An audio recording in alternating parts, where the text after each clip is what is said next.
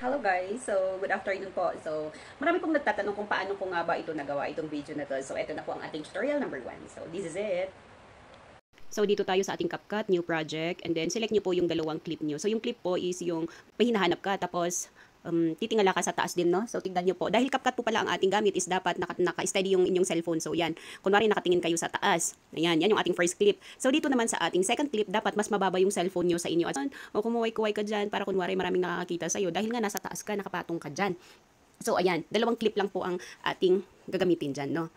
So sa clip to, di ba, naka-highlight na, naka-white na. So, sa baba, hanapin natin yung overlay na tools. Hilahin nyo siya. Asa na yung paghila? Ilagay nyo sa unahan ng clip 1. Hilahin nyo siya. So, hilahin, i-drag papunta sa clip 1. Oh. Tapos, yung end ng clip 1 at saka clip 2, dapat magkapareho yan. Kaya, yung puti na yan, puting line na yan, ipantay nyo siya. And then, di ba, naka-highlight na yung yung clip 2 na yan. So, hanapin mo din naman sa baba yung tools na remove background, remove BG yan. Yan, pindutin mo yan. Kung pro po kayo, auto remove lang gamitin nyo. Pero pag hindi kayo pro, yan, custom cutout. Pro po ako ay auto remove din yan. Di ba, lumaki na siya. Antayin yung mag-green muna yung nasa gilid ha, bago nyo i-check. Yan. Tapos, dahil malaki pa siya, mas malaki pa sa bahay, liitan nyo siya. So, pihitin nyo siya. Ipihit nyo yung cellphone nyo yan. Lumiliit na yan. Ipihit nyo siya para mailagay nyo siya sa bubong.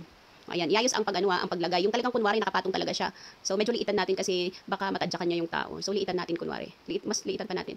Oh, yan. Iayos lang ang paglagay. Yan, mas creative naman kayo eh. So, mas liitan natin konti. Yun. Yan po. Yan. Yun, ipihit nyo lang ha yung screen. Yan, para medyo lumiit siya, iayos para walang space kasi parang nakalutang siya sa may taas. Yan, okay na yon, i-export nyo siya. I-export nyo na siya. Guys, ganun lang po ang pag-edit, no? So, sa CapCut lang yan. Kahit hindi ka pro, magagawa mo yan. So, follow and share po. Share po nyo itong ating video para malaman din at matutunan ng iba. Bye-bye. Thank you.